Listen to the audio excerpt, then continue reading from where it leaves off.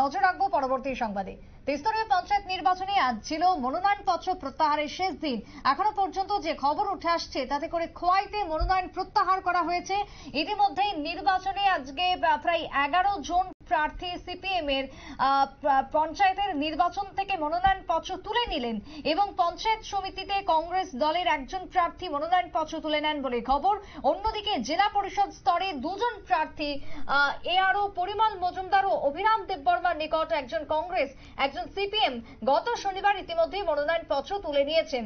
ত্রিস্তর পঞ্চায়েত নির্বাচনে খোয়াই পঞ্চায়েত ও পঞ্চায়েত সমিতির আরও অভিজিৎ দাসের নিকট সিপিএম এর 11 জন প্রার্থী মনোনয়নপত্র প্রত্যাহার করেন বলে খবর উঠে আসছে আজকের শেষ দিনে। তবে আগামী 8 তারিখে ভোট, তার আগ মুহূর্তে মনোনয়নপত্র প্রত্যাহারের হিড়িক বিরোধীদের পক্ষ থেকে। কি জানা যাচ্ছে খোয়াই থেকে শুনবো।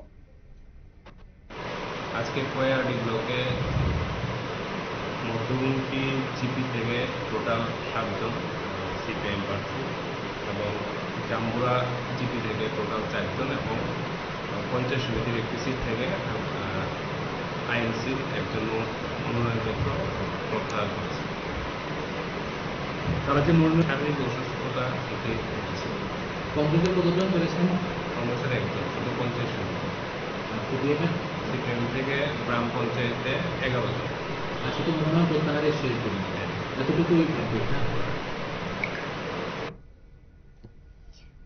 আপনারা শুনলেন ইতিমধ্যে যে বক্তব্য উঠে এসেছে আরোর পক্ষ থেকে। তিনি জানিয়েছেন আজকের মনোনয়নপত্র প্রত্যাহারের শেষ দিনে বেশ কিছু প্রার্থীরা তাদের মনোনয়নপত্র প্রত্যাহার করে নিয়েছেন। তবে পঞ্চায়েত ভোট যেখানে এখনো পর্যন্ত বেশ কিছু জায়গায় মনোনয়নপত্র প্রত্যাহার হয়ে যাওয়াতে বিজেপি একাই বা সেই জায়গায় লড়াইয়ে রয়েছেন, লড়াইয়ের ময়দানে রয়েছেন।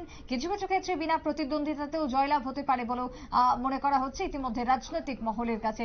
ছোট্ট একটা বিরতি নেব, ফিরে আসবো বিরতির পর, সঙ্গে থাকুন।